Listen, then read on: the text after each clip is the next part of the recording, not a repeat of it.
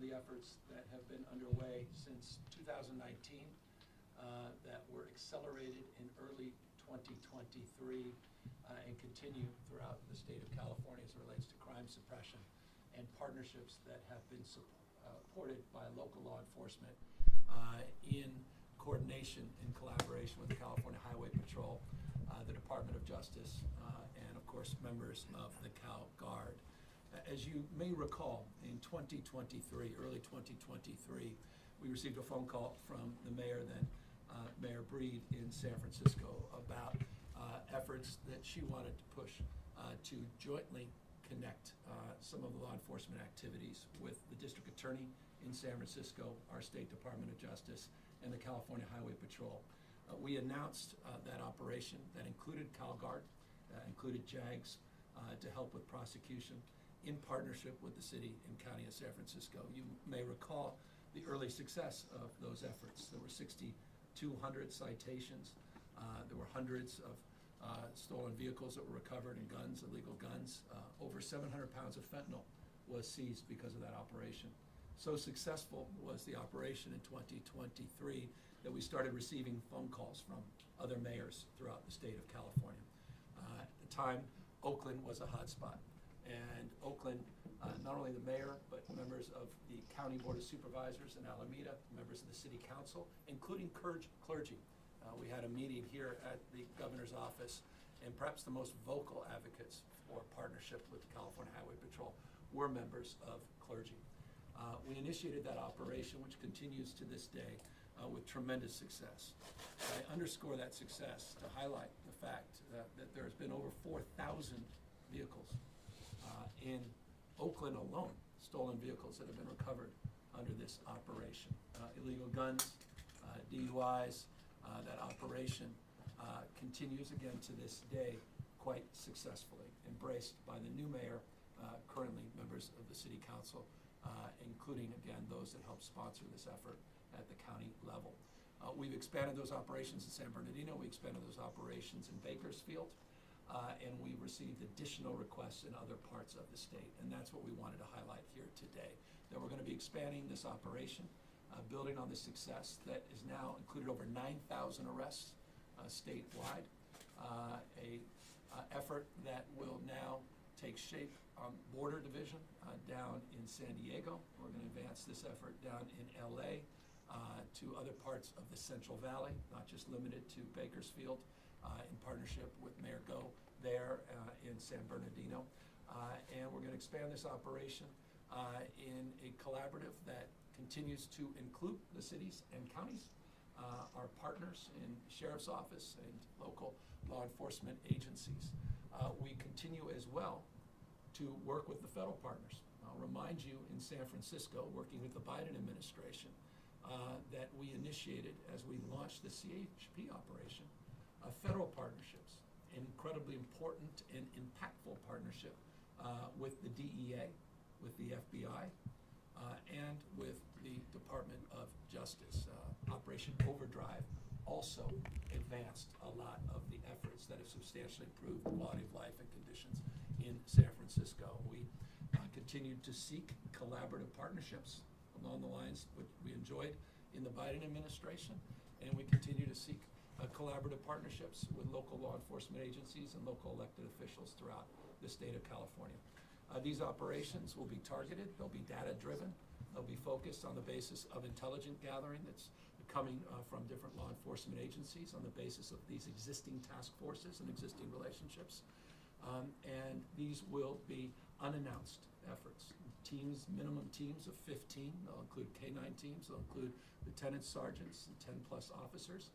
Will surge up, and the commissioner can talk a little bit more about how he sees these teams operating. They'll be mobile, they'll work on a regional basis, and as I noted, they'll be expanded. They'll be pulled out of 6 divisions, at least sort of organized around 6 divisions throughout the state of California. But the big announcement here today is building on the success of this proven program. We're now expanding it to 3 additional areas in the state, notably LA, San Diego, and other parts of the Central Valley. I would highlight, and I think this is important to highlight, and I know the issue of reduction in crime is an important issue But I want to make this crystal clear. It's never good enough. Good enough never is. Success is not a place or a definition. Success is a direction. There is no having made it as it relates to the issue of crime suppression.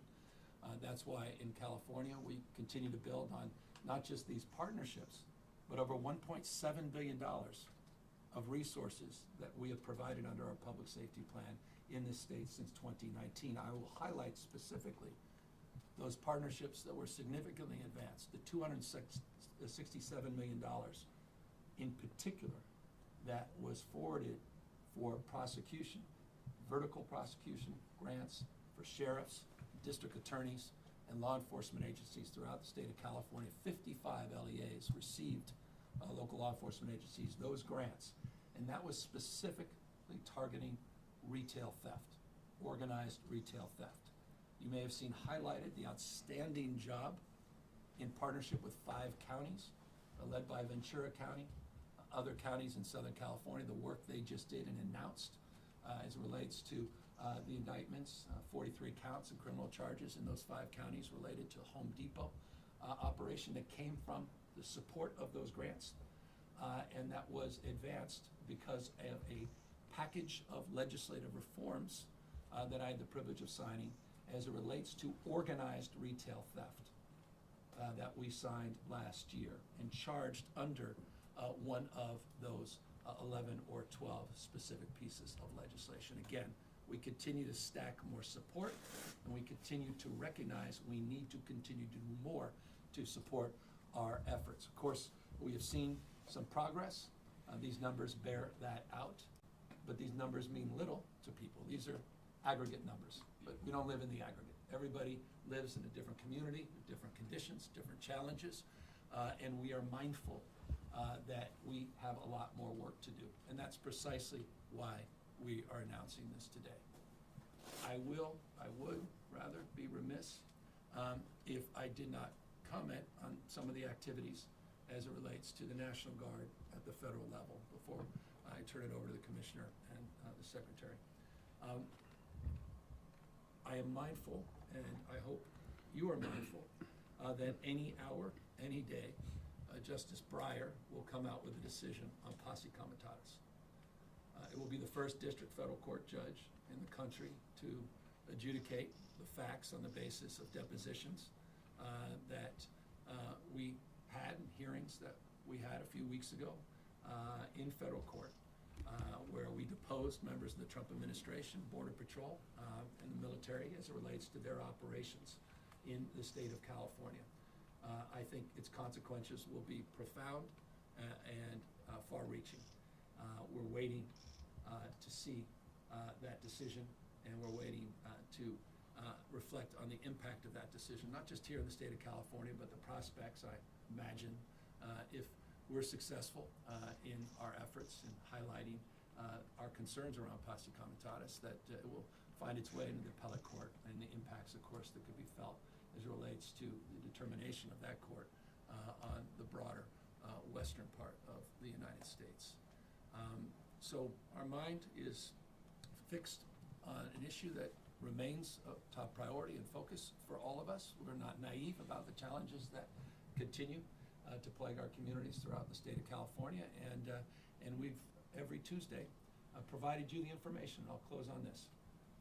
Many of you reported on it. Some I would encourage to take a look, but every Tuesday we highlight our what we refer to, forgive the vernacular, Takedown Tuesdays, and we highlight the progress of these existing efforts. We'll continue to do so in a transparent and forthright way as we have over the course of the last few years, but we'll do it on the basis of these renewed efforts and these significantly expanded operations throughout the state of California. Commissioner, perhaps you want to talk a little bit more about what you intend to do. Yeah, good morning, everybody. Sean Burry, I'm the Commissioner with the Highway Patrol, joined with Assistant Commissioner Rodney Ellison. He oversees all field operations for the state. For us, it's simple, doing everything we can in our power to make California the safest place to live, work, and travel. We are all Californians. We live in the communities that we serve, and we want to be out there serving the people of California. As the governor noted, we had the full-time crime suppression team in Oakland that has been extremely successful. And nobody knows that better than the people of Oakland, the communities of Oakland, who thank these officers every day for the work that they're going there and doing. The numbers speak for themselves. We have part-time teams currently in Kern County. We have a part-time team currently in San Bernardino County. Our plan moving forward is to make those teams full-time, bifurcate the team in Kern County, service Fresno, open up team in the Sacramento region, open up a team in Los Angeles, and open up a full-time team in San Diego. These teams, as the governor noted, will range in size from a floor-level buy-in from 12 to 15 officers. Those numbers will grow depending on the size and scope of the operation and the need of the community that we're working with. We're very grateful, and I want to recognize our partners with the local allied agencies. Many of them have reached out to us and asked us for this help. We look forward to partnering with them. We look forward to serving the specific needs of the communities, whether that's open-air drug markets, whether it's street racing, whether it's auto theft, drugs, whatever it is. Finally, I just want to thank the men and women. I want to make this distinction. The people that we put on these teams volunteer for these teams. They come from the communities. They take this very personal. I want to give a shout out to the men and women of the Highway Patrol. We set a goal this year to remove as many crime guns, illegal guns from the streets that we can. The highest year we've had to date with the Highway Patrol hovered around 2,100. Year to date this year, we're just at 2,500 crime guns that they have removed from the streets. On top of that, almost 1,100 pounds of fentanyl, illegal drugs that are polluting our communities. And so, to the men and the women of the Highway Patrol, I say thank you. To the governor, thank you for the support, the confidence. To our teammates and the local allied agencies, we look forward to working with you. I appreciate it, Commissioner. And Tokes, perhaps you can update some of those coordinated operations. You're also doing a lot of work, continue to do a lot of work with cities and counties as it relates to encampment cleanups and quality of life issues. Absolutely. Good morning, everybody. Thanks for taking the time to be here. Just two really quick points. Number one, I want to thank the governor for his continued support and leadership on this issue. He's, every single time the CHP has reached out for support and come up with a new idea, or he comes up with a new idea, we're able to move it forward, and the evidence is there that it's making a difference. So thanks to the governor, and thanks to Commissioner Rodney as well, for all your support in moving a lot of this effort forward, and for the governor's continued leadership. Number two, even though the governor said in his comments, we don't live in the aggregate, look, his team, my team, spent a lot of time looking at the data. And when you look at this data, it clearly shows a lot of the efforts that he's been leading, Commissioner's been leading, it's making a difference. That chart he showed, Oakland, San Francisco, crime down. Overall as a state, violent crime is down in 2024, 4.5%. Property crime is down 8.5% across the state in 2024. As the Commissioner noted, it's not just he and his teams. Those allied agencies obviously play a significant role in driving those numbers down. So I think it's just important to note that even though the governor is being bashful and saying, you know, we don't spend all our time here, our teams do. The people in the community should be feeling that impact of improved safety out there, no doubt. But to the governor's point as well, these issues related to crime are very much connected to what our streets look like. Not only do I have the responsibility to support Commissioner DeRee, also have oversight and support of Caltrans as well. Caltrans has a big responsibility in making sure that our rights of way, more than 50,000 miles in the state, are clean and open and safe. And dealing with issues related to people experiencing homelessness and encampments and litter, Clean California, all those things, governor's spearheaded to levels that we've never seen before in this state in his tenure, with funding and policy support.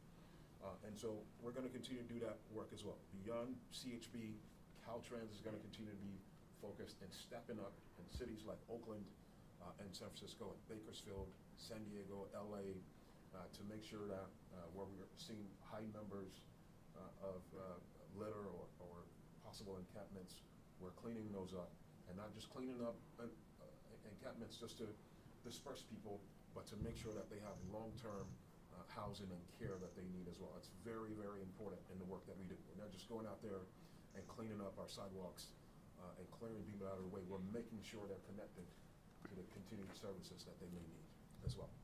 So with that, again, Governor, thank you for your leadership on this.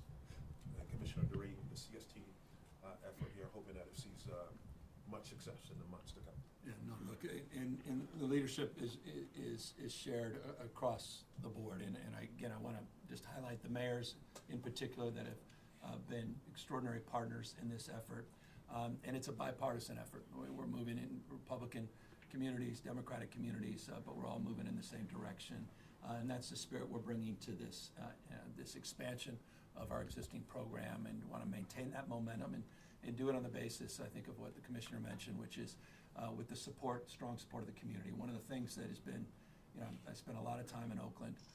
It's an extraordinary thing to walk the streets of Oakland, have people come up and say thank you to the California Highway Patrol.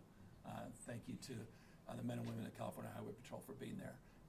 And that's testament to the quality of the training, but also the quality of leadership. And so I just want to acknowledge the men and women that are in front lines and thank them for being extraordinary ambassadors for this program that allow us to be in this position to be able to expand it significantly across the state. With that, we're happy to answer any questions. Governor, is this in response to President Trump talking about, or is it to prevent the possibility? When President Trump talks about deploying more National Guard troops to more cities, is this part of a response or to prevent that from happening? Well, I think you can go back to your own reporting. We've been pretty consistent with these kinds of announcements. We haven't necessarily invited you in to the horseshoe here to announce them. We've done it by paper. We do it every week. We're highlighting these things. I've had probably 9 or 10 press conferences on this topic over the course of the last few years. So we're not reacting, responding to anything, quite the contrary. With one caveat, the community wants to see more, and we are trying to be responsive to the people we serve. As it relates to the president in particular, he's doing things to people, not with people. It's a point of profound and consequential contrast. He's de facto militarizing American cities. That's why I led with the Breyer decision. We're waiting for the outcome of that. Could have profound implications in terms of his authority to militarize American cities. Again, certainly here in California, impacts though will be discussed and debated if he moves in our direction across the United States. But I should note, just on that, if he is to invest in crime suppression, I hope the President of the United States would look at the facts. Just consider Speaker Johnson's state and district. Just look at the murder rate that's nearly 4 times higher than California's. In Louisiana, this Speaker Johnson, 4x higher. I'm just offering this, again, you've not seen this on Fox News, so President may not be familiar with these facts. So I want to present some facts to the President of the United States. And imagine this is alarming to the President to learn these facts, particularly Speaker Johnson, who's been such a strong partner and ally in these efforts. So the carnage in Louisiana is well defined. Of course, Mississippi leads the nation as the #1 murder state in America. I imagine this in particular may resonate with the President of the United States. It's got a murder rate, it's 180%. 180% higher than Los Angeles. It's interesting, LA has more people. These are all per capita numbers. More people than Los Angeles. Perhaps the President could deploy the National Guard in every corner of Mississippi. It's murder rate's out of control there. Carnage. And Governor may want to make that phone call. Again, if they care about the issues of crime and violence. I would note St. Louis murder rate is 190% larger than Oakland. I can go on.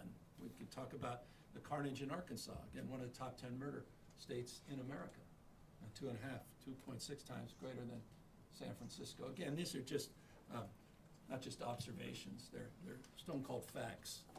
And the fact remains, if the President is sincere about the issue of crime and violence, there's no question in my mind that he'll likely be sending the troops into Louisiana and Mississippi to address the just unconscionable wave of violence that continues to plague those states. Governor, you talked about putting the mirror up to the Trump administration.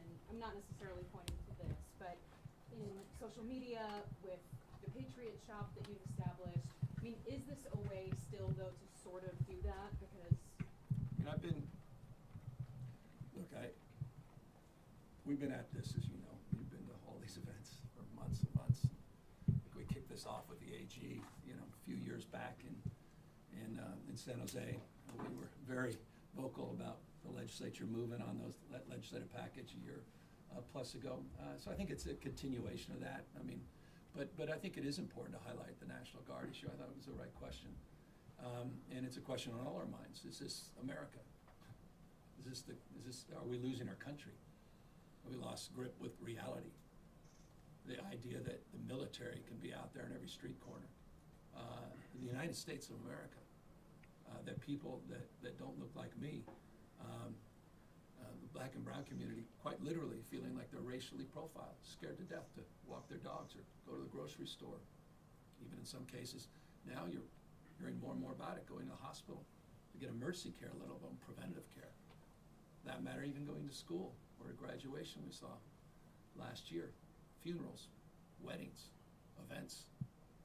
So, no, I think it's important to build on what we're doing, yes, to extend that narrative, to expand our successful programs, to acknowledge we have work to do, not suggesting otherwise, but also acknowledge that this country needs to wake up to what's going on, and not just the authoritarian tendencies, but the authoritarian actions by this president. This cannot be normalized.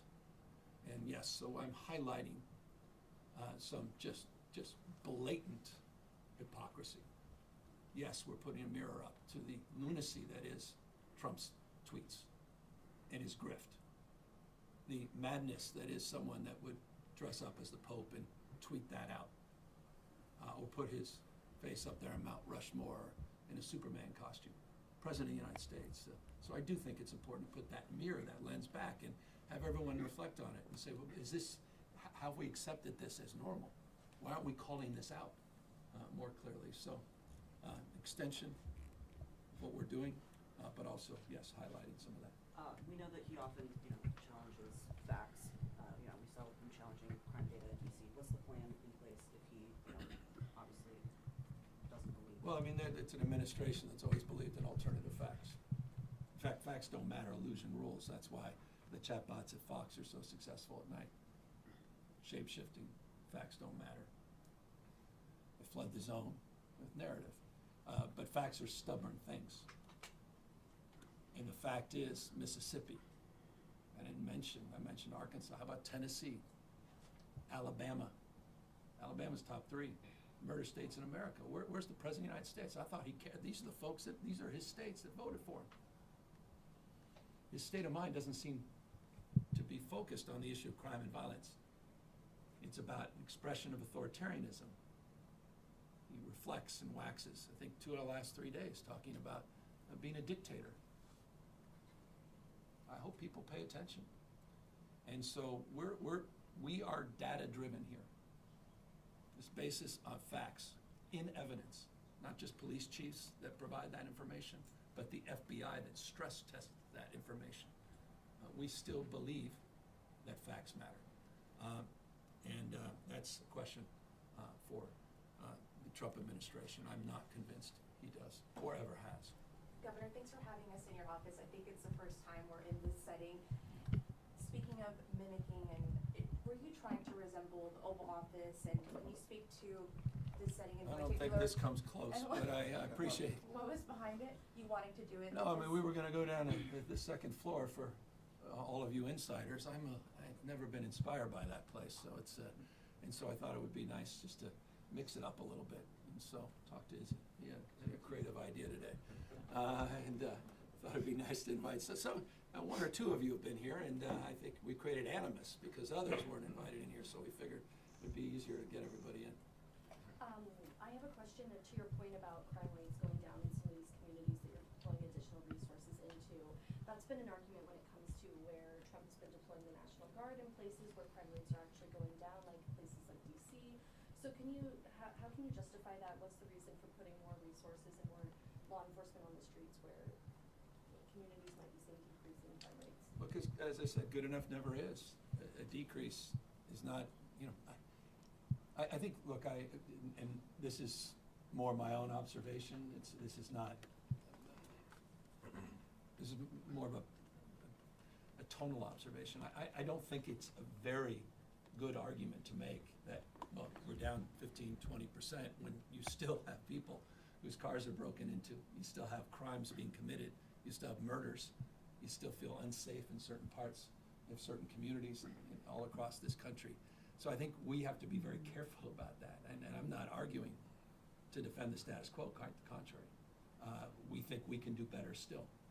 Just because we have the second lowest homicides in modern recorded history, certainly in my lifetime, doesn't mean we can't do better. We can.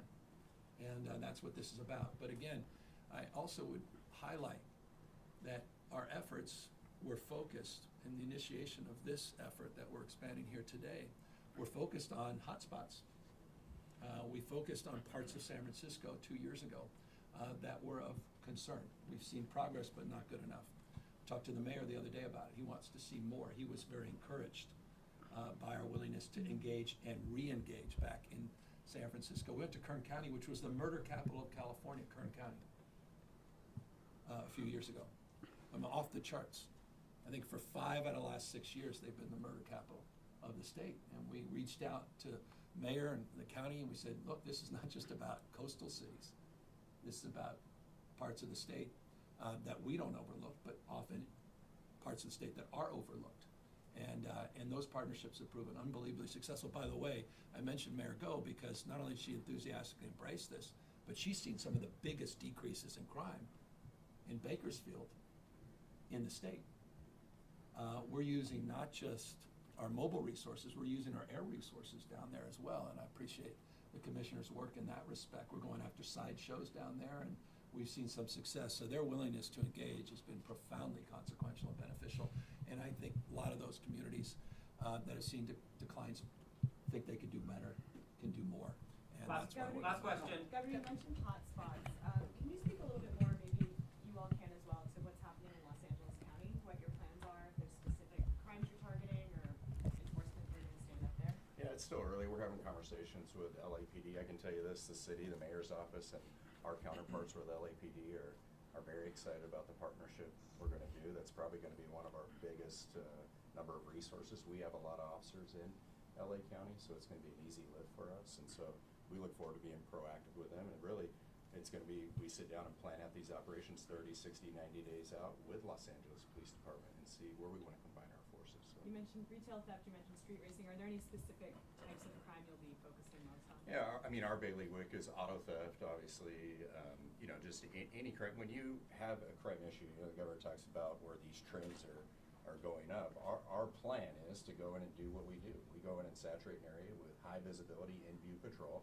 We're going to put numbers of black and white patrol cars and officers in uniform in there. It deters criminals. The people that have a problem with that are the criminal community have a problem with us coming in and saturating an area. So whatever the crime is, when we come in and do just enforcement that leads to good police work, that crime goes down. So. I want to just, and if I may, and well, forgive me, but just I want to also compliment the commissioner. It was the CHP working with LAPD that were protecting the National Guard and the military in LA. I want to thank them for that. The LAPD, in partnership with the CHP, had to protect the federalized guard and the United States military after Donald Trump federalized them. And I just want to compliment you more publicly for an outstanding job in that respect. Can you talk about what your efforts will focus on in Sacramento and the Central Valley? Yeah, same thing. Yeah, same thing. We're talking with those chiefs directly to see where their needs are, but it'll be the same plan of attack. So these operations will be well thought out, will be data driven, will be planned in advance, but obviously we're not going to public on when and where. And after we've executed some of them, we'll be more than happy to share. Governor, these two messages today are kind of contradictory. On the one hand, you're mocking Trump's deployments and, you know, highlighting the crime rates in red states that you say are higher, and at the same time, we're here because you're surging law enforcement across the state. So, do you believe that crime is a problem in California or not? Well, it's a curious question. I made the entire point that crime's an issue and we want to tackle it, and we continue to do more in that space, and we announced and highlighted some of the expansion. What is not contradictory, respectfully, is that we're doing it in partnership with our local communities. We did it in partnership with the Biden administration prior. We're not talking about the nationalization, the militarization of the Guard and militarizing the United States cities. So quite the contrary. Thank you, everyone. Trafficking, is that, I mean, not to get specific, but trafficking in a